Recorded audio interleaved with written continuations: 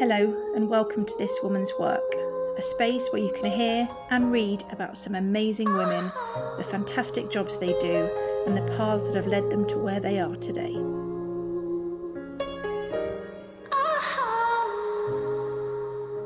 I'm here today with Jen. Hi Jen. Hi. Could you tell the lovely listener what it is you do for a living? Okay. Oh well, it's quite a long title, I guess. It's a great title though. So I'm an assistant professor of human flourishing.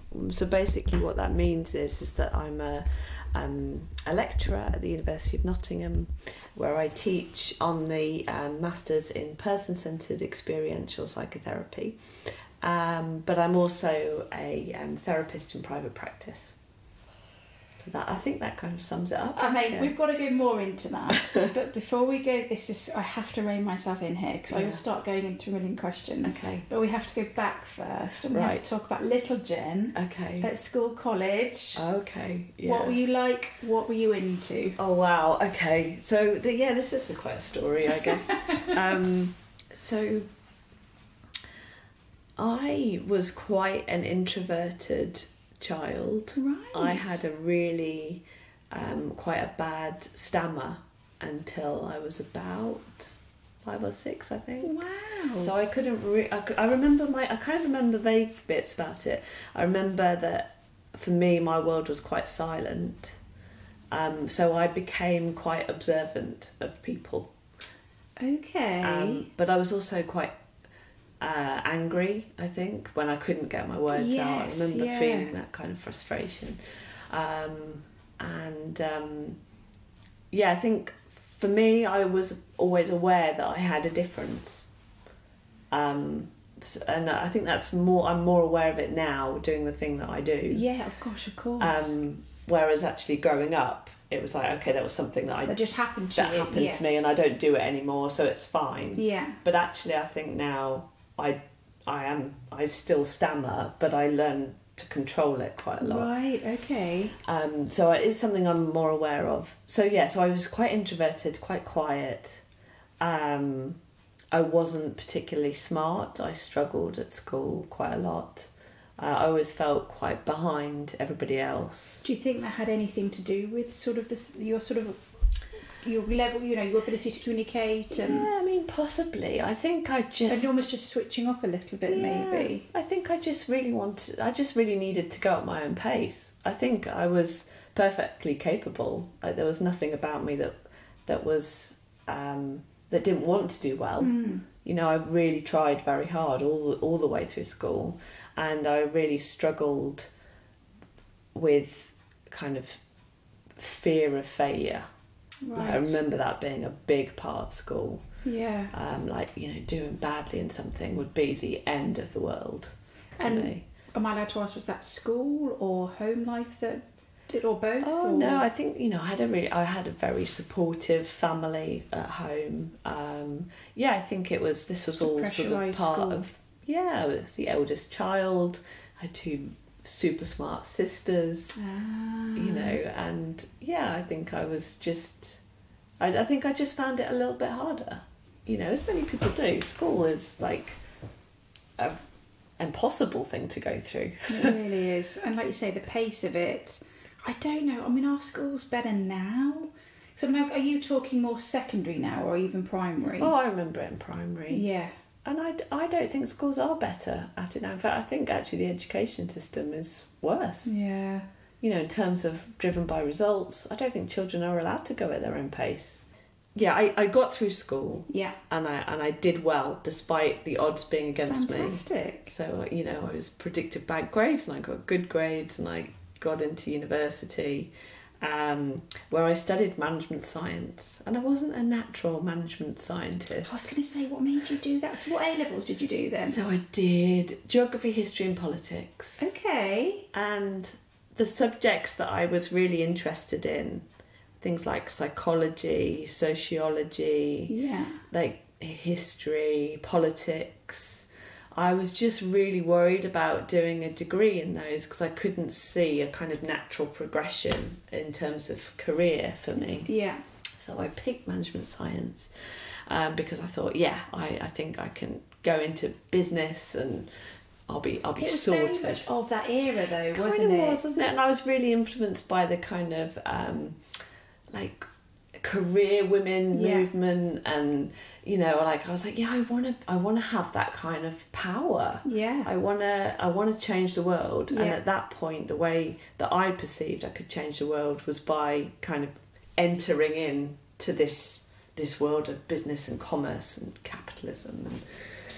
And so I began this degree, and I got through it by the skin of my teeth. I had some amazing housemates who were far more intelligent than me, who basically coached me through my degree at university, which was very good of them. They were very patient with me.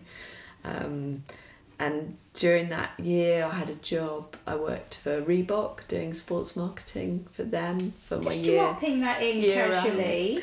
So was that a placement year? Yeah, placement year. Okay. Yeah, which I really enjoyed. Oh, and how many places did you apply for that? I got offered. So I was offered a job with Esso, and I was like, I can't work for an oil company. Right. And then Reebok was there because I think the lure was that you got a free pair of trainers every month, and I was like, that for a student. Mega. And also like the glamour of working in sports marketing, and so that was it was a really fun year. It was a really, really cool job. We got to do some really interesting things and good projects, and I mean it was full on, and I think I learned a lot about myself, but I also learned something about being in the corporate world.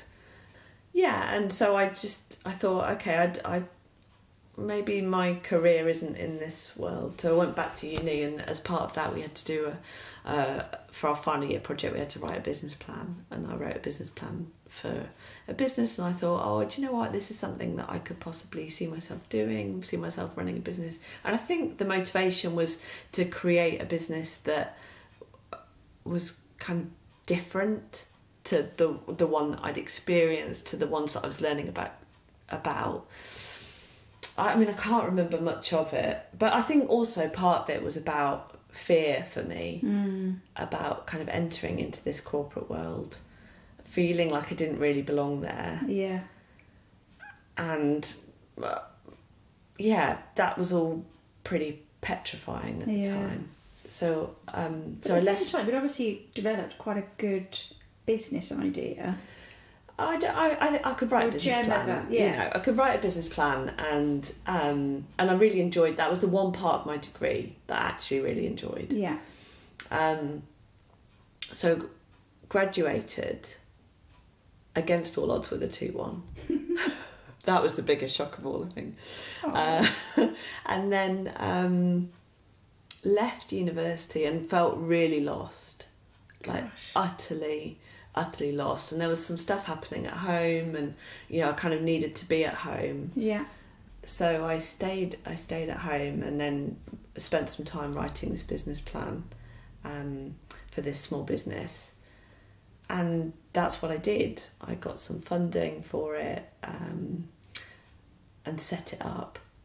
And lots of my friends at the time thought I was crazy. Like, why would you do this? I kind of wish I'd listened. I really wish I'd listened. But I was. But it set you off on a path, didn't it? It did. It set me off on a path, and Stanford became my home, my community, and I kind of look back on it, because I was doing this business for pretty much 20 years. You did, yeah. It was a long time, and I have very mixed feelings about that. Do you? Yeah. Okay.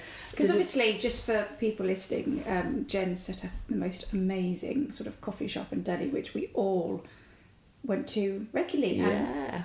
We'll come on to the fact that you no longer do it, and I've not been in there since. Yeah. Just it was pretty. I guess it was before where we went, wasn't it? It was just the hub. You set up this fab space and this fab vibe and a fab food. I mean, there were only at that point 3 coffee shops in Stanford, which is unbelievable, really, considering there must be about I don't know. I've lost count now how many there are.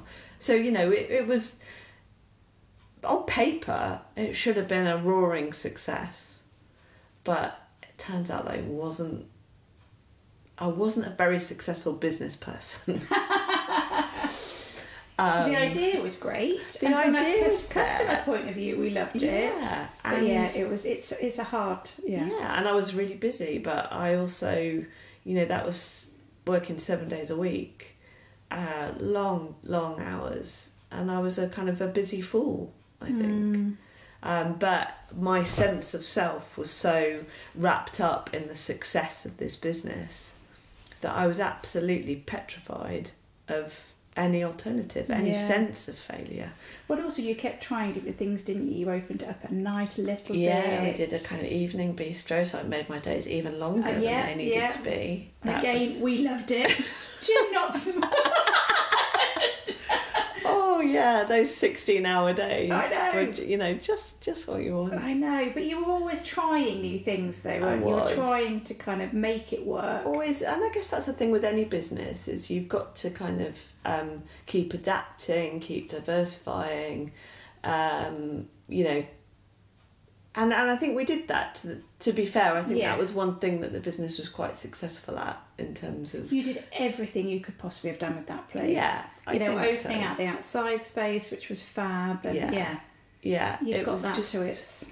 It was just... We just didn't get something right, and I'm not sure what bit we didn't get right in order for it not to fly. Yeah, okay. But it never flew. It was always just about breaking even. I used to wake up at 2 a.m. in the morning because that was when the bank balance was updated. Right. So I'd know who I could pay. Right.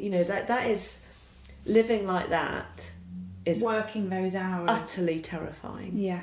Yeah. You are just... like the stress of that situation. And people don't talk about that when they're in business. It's a very, very lonely place.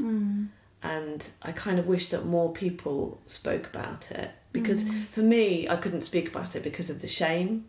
It was like, things aren't going so well, things are really tough. But, pre-COVID, that wasn't really spoken about. No. And I think post-COVID, maybe we've got a bit better now. Maybe it's like there's been this kind of national... Oh, actually, things are really tough for people who run their own businesses. Although, again, the people I've spoke to, I think there's an element that, I don't know, we all seem to be so desperate to forget COVID ever happened. Yeah. We're all just going straight back to how everything was. Yeah. All the good that we seem to have... Let's face it, it was just a lot of bad. Exactly. But like you say, mental health, physical health, all that kind of wellness stuff was probably the only thing good that came out of it, really. Yeah. And I don't know, I'm worried it's not quite... Yeah, that we're kind of retreating. There's a lot of people that are, I think, still really focused on it, but yeah, I think people are desperate to... I mean, like I've just said to you, and that's me being really honest, it never even occurred to me that was going on for you. It always...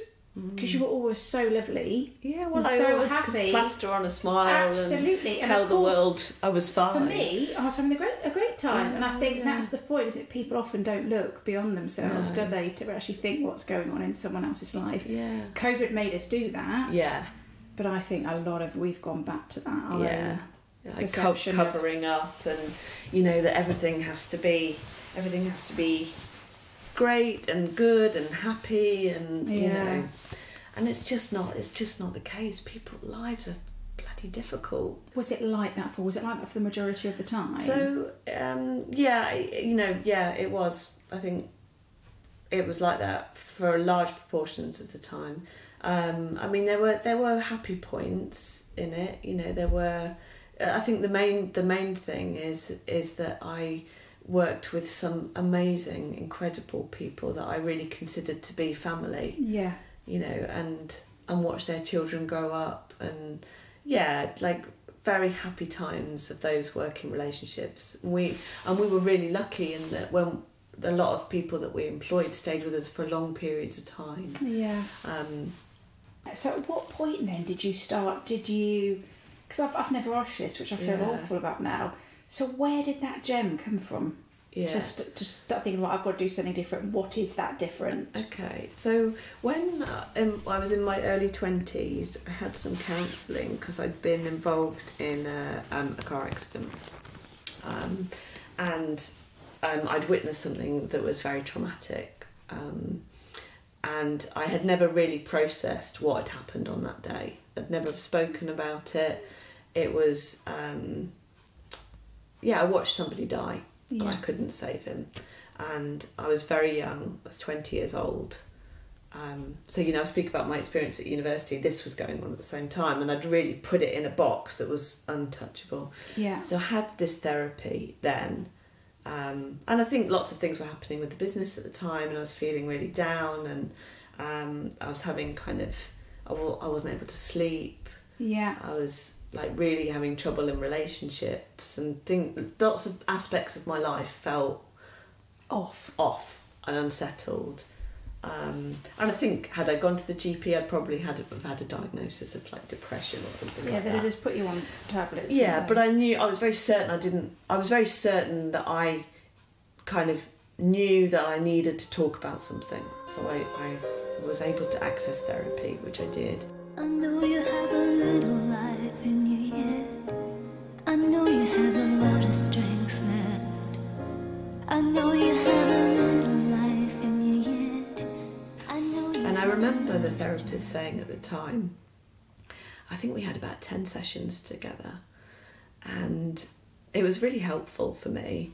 But I remember her saying to me, I can kind of imagine you doing this at some point in your life. Have you ever thought about becoming a therapist? And I was like, no, that's not for me. How interesting. And then I had Tom. So Tom is now 10 years old, nearly 11 years old. And again, it was an experience that was very difficult for me, becoming a mother.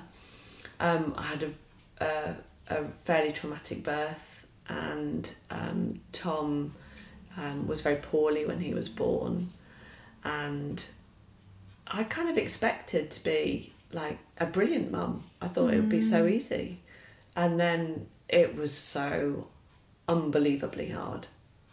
He didn't sleep, he didn't eat. My body stopped producing milk. It was my God, this is not how this is supposed to go. Yeah. This is not how everyone else is doing shattered. it. I was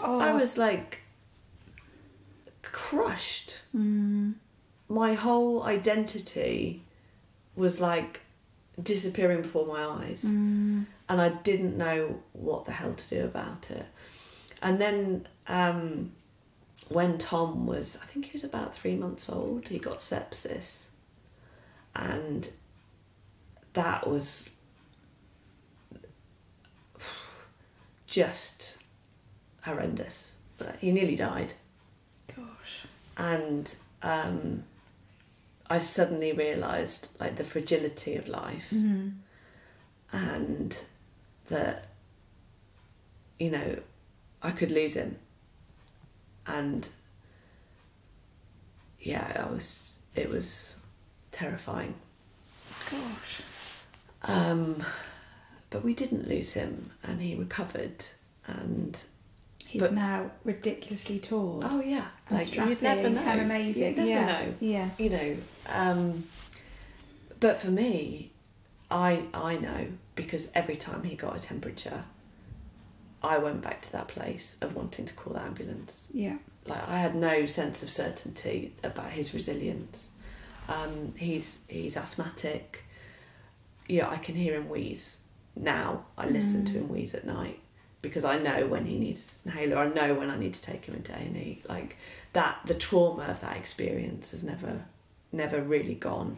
And was this, Johnny asking, was this before or after your counselling? So this is in conjunction with. So whilst you were having therapy. Sorry, I had my first bout of therapy in my early 20s. Right, yeah. And then I got to this point, I was like, okay, I need to figure out who I am in all of this. Yeah. Because I'm lost. Yeah. And I don't know. I knew I didn't want to go back into the business. Yeah. Because that was kind of me and my life before. and Pete was running it at that point. Yeah. So, and I also knew that as a couple, the business couldn't continue to support us. So I needed to retrain. I needed to find a new career in order to support us as a family. So Pete and I I'm not sure that we ever actually sat down and discussed this, but it was kind of like, okay, this is what's going to happen. You need to retrain. So I just started to do a course at Stanford College in counselling. And my thought process was that I'll just carry on doing that. But why counselling as such? Because you'd poo-pooed it in your 20s. Yeah. What had made you then think later on? There was just something... Because you are an amazing listener. Like, you've always been a really good... I think people just... talk to you. I find people so interesting. Like, I just want to hear their stories. I just want to understand them. I just want to connect with people. And so, sadly, the next part of the course was cancelled like a week before it was about to start. Oh gosh! So I knew this course had started at Nottingham, but there was a big thing about it because Nottingham University was always the university that I wanted to go to, and they rejected me first time around. I was going to ask how you ended up in Nottingham, of it all places. Yeah, so they rejected me, and I was devastated when they rejected me. Right. The first time, and so I saw this course, and I was like, oh well, it would be quite nice to go to Nottingham. I really didn't think I was capable of doing a master's at all. Yeah. But I thought I'm gonna give it a go. The course looked really interesting. It was person-centered psychotherapy, and I'd read a little bit about it, and I was like, okay, this really fits with me. It really fits with the therapist that I want to become. Okay. I was really intrigued by it. Really. So at this point, sorry to interrupt, you'd only just done that kind of course at college here. Yeah, so I'd done like the basic certificate. So did you kind of know the ins and therapy. outs of where you wanted to go with it yet? Or? No, I knew very little about the world of therapy. I knew very little about theory. I'd learned some listening skills and, touched on the very kind of basics of different therapeutic models. So I rang up David, who was course leader at the time, and I said, have you got a space on the course? I know it's just launched. I know it's starting next week. And he said, yeah, there is a space. I can interview you. So I was totally unprepared for this interview. Gosh. And, for an academic interview, I'd done very little reading. God knows why he offered me a place on the course. I still, to this day, don't know. But I think he saw something that was maybe like a potential or like a real kind of genuineness in wanting to learn about this. Yeah. That I felt and was able to communicate to him. So I started on the course the following week. Wow. And it was crazy. But it was crazy because you did it part-time, didn't you? So I did it part-time over 4 years, whilst partly working in the business, whilst also bringing and you up were doing Tom. the catering. Yeah. You were doing... We didn't even touch on that, did we? The kind of event catering and that kind of side. So that was kind of me bringing in a bit more money to the business. Yeah. In doing the weekend catering.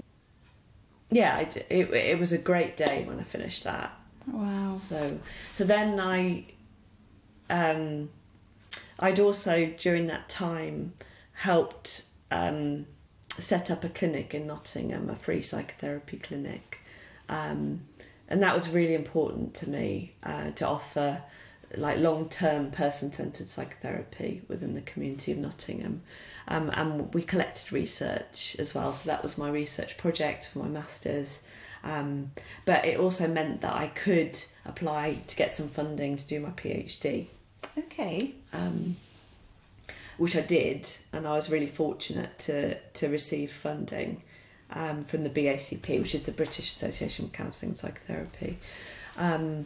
So what I was interested in researching was kind of understanding sort of how therapy works for people who'd experienced trauma. And I think that really stems from kind of my earlier experience that I'd spoken about of the car accident. But also my experience of working as a therapist, working with people within the charitable sector who weren't able to get help through their GP with things that had happened in their life, with trauma. So I worked a lot with people who'd been sexually abused as children. Oh my gosh. That was a large part of my experience on the MA, of working with people through really long-term psychotherapy work. Yeah, so I started my PhD and entered into the world of psychotherapy, into private practice, and also started to teach. So I started to teach at the Open University, and I started to teach at another psychotherapy institute. And then a job came up on the course in Nottingham, and I applied for it and was amazed to be offered it. And so I'm back. I'm teaching now on the course that I studied on. So what made you want to apply for that though? Oh, that course is my home. Yeah. It's where I discovered myself. And you want to help other people feel that same way. I cannot tell you how that course changed my life. Wow. I really struggle with remembering kind of what I was like before the course. And it was slow. It was 4 years of changes. But it was 4 years of being held and accepted, and I fell apart so many times on that course. I really got to the point where I was like, again and again, I can't do this, I can't carry on. And all I got was this sense of, like, it wasn't even you can do this and you will do this. It was like, if you want to do it, then you'll find a way. So I've been doing that now. I've been teaching on the course for 2 years. I became course leader in May. Wow. Which is an amazing opportunity for me. And one that I'm really looking forward to. So what's next then? Oh, well, what's next? Because you're only 2 years into this now. Yeah, 2 years into course leader, and 2 years into this teaching post, and then course leader. And now course leader. I think I hope I found my home. If they'll continue to have me around. And I've got lots of bits of research that I'm really interested in doing, and it's an amazing job. Everyone should do it. Amazing. Everyone should do it. No, well, not everyone should do it, because not everyone's right to do it, are they? But no. Well, someone hopefully listening to this might want to do it. Yeah. And but I guess equally, if I follow that chain of thought, so you did this course, you never anticipated that you would end up teaching. I guess you were thinking you would end up just going into practice and... Oh, yeah. No, I never... And just sort of, Yeah. And did you almost have, prior to it, did you have a plan for kind of going on your own, or because I'm guessing, are there group practices that you could join? Or I don't really know. I think I had a kind of a thought about wanting to be employed, having spent so long being self-employed, and thinking, I'm not sure I could face any more of that. So I think initially maybe my thought process was around, getting a job as a psychotherapist, possibly even within the NHS.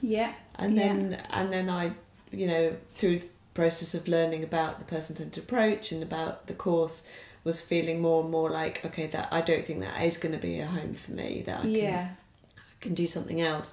But also, I think for me it was about, like, I wasn't sure that I wanted to do private practice full time. That I knew I probably need other things in my life to have kind of variety. Yeah. So I wanted to build a career that afforded me that variety, and that's what I've got with teaching and research and private practice. And it's all happened really organically, hasn't it? It seems to have done, yeah, it seems to have happened really organically, kind of accidentally. Yeah, and a lot of it has been about overcoming my own kind of inner critic. Yeah. Which can be very loud a lot of the time. But I've kind of learnt to dial it down a bit. Maybe not give it quite as much power as it used to have. My 2 final questions, which could be, sometimes they're a bit similar. So one is, what advice would you give your younger self? And it can be any version of your younger self.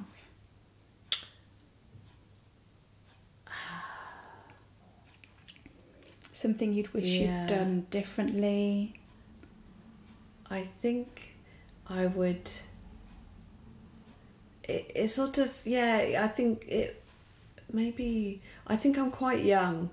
I think I'm probably about sort of...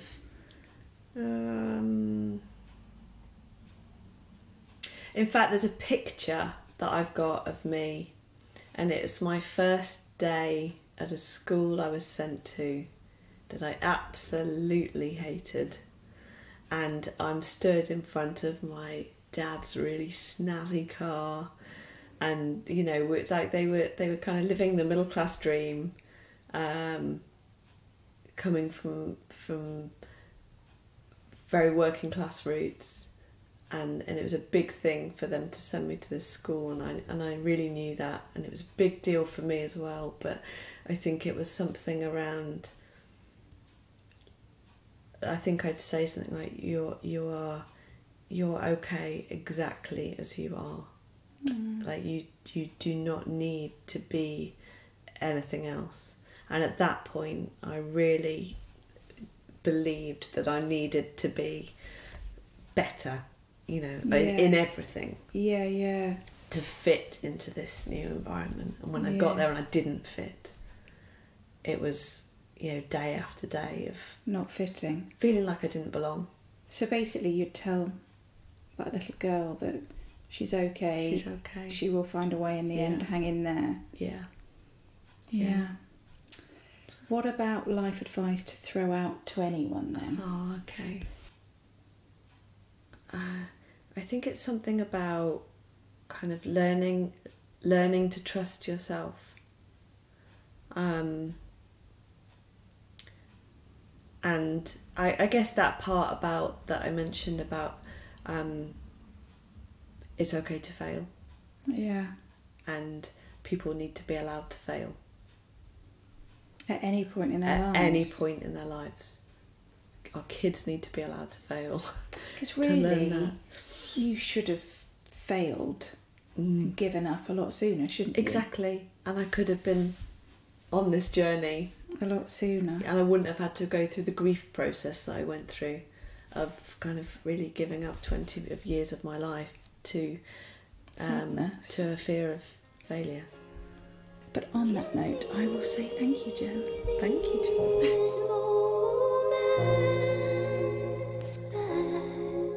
If you would like to hear more about this chat, see some behind the scenes pics and some personal profile pics, plus read about how to get started in this industry and or this role, then please go and support us on Patreon. The link is on this podcast page and across all of our socials. Sincere thanks in advance.